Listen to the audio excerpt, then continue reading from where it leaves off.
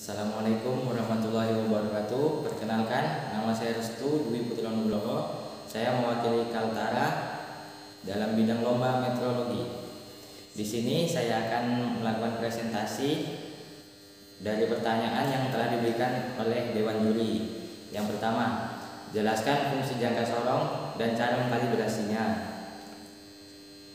Jadi, jangka sorong adalah salah satu alat ukur yang dapat mengukur suatu benda kerja dengan tingkat akurasi yang presisi atau sangat baik. Ketelitian jangka sorong ada dua jenis, yaitu 0,02 mm dan 0,05 mm. Jangka sorong biasanya digunakan para engineer untuk melakukan pengukuran suatu benda kerja, yaitu diameter dalam, diameter luar, dan kedalaman suatu benda kerja. Cara mengkalibrasi jangka sorong. Yang pertama, menyemprotkan alkohol 90%.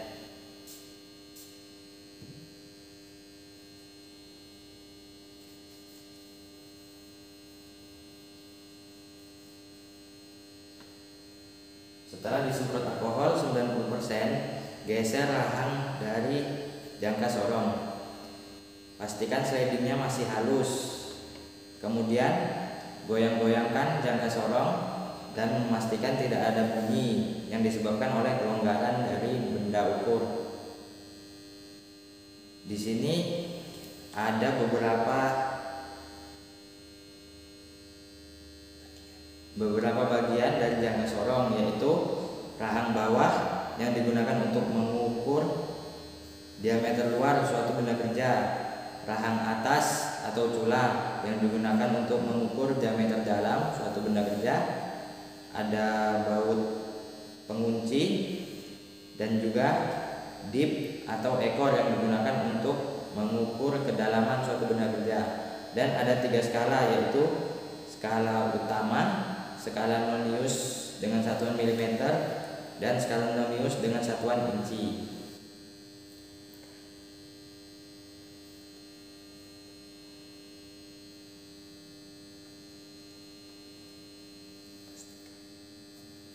Selanjutnya, dengan cara menutup kedua rahang hingga tidak terlihat cahaya dan memastikan angka 0 yang saling berhimpit. Kemudian nomor 2, jelaskan fungsi dari blok pengukur atau geoblok. Geoblok adalah salah satu alat yang digunakan untuk standarisasi kalibrasi. Geoblok merupakan sistem untuk menghasilkan panjang presisi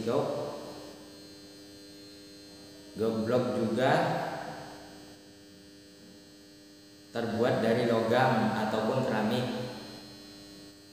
yang telah melalui proses grinding dan presisi yang disusun dengan ketebalan tertentu. Dalam satu paket blok pengukur tersedia beberapa blok dengan berbagai panjang. Ketiga, sebutkan dan jelaskan faktor yang bisa menyebabkan kesalahan dalam proses pengukuran. Yang pertama, kesalahan umum. Kesalahan umum biasanya terjadi karena disebabkan oleh keterbatasan pengamat saat melakukan pengukuran. Kedua, kesalahan sistematik. Kesalahan sistematik adalah kesalahan yang disebabkan keterbatasan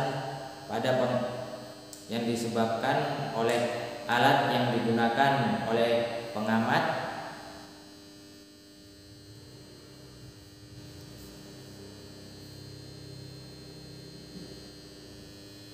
atau lingkungan sekitar yang dapat mempengaruhi kinerja alat. Ketiga, kesalahan kalibrasi. Keempat, kesalahan titik nol, kesalahan komponen alat, dan yang terakhir kesalahan acak, yaitu kesalahan yang terjadi karena adanya fluktuasi halus saat melakukan pengukuran. Demikian presentasi dari saya, Restu Dwi Nugroho. Sekian dan terima kasih. SMK bisa, SMK hebat, SMK bisa hebat. Wassalamualaikum warahmatullahi wabarakatuh.